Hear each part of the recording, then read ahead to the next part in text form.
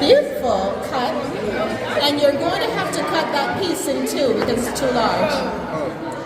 Cut. Go ahead and cut it. I love that. Lower the hand a bit. The fork hand. Did you cut it all the way? I think it's still attached. You have to cut it. Hold on. Are you right-handed or left-handed? The knife should be in your dominant hand in the American style. Okay, cut it all the way.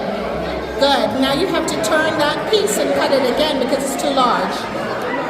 Turn it so it can cut. Good. And cut. Good. Now you're ready to enjoy it. Switch the fork, holding it like a pencil.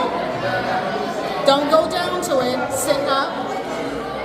Go ahead and chew that portion. And I'd like you to serve yourself with the other portion sitting up.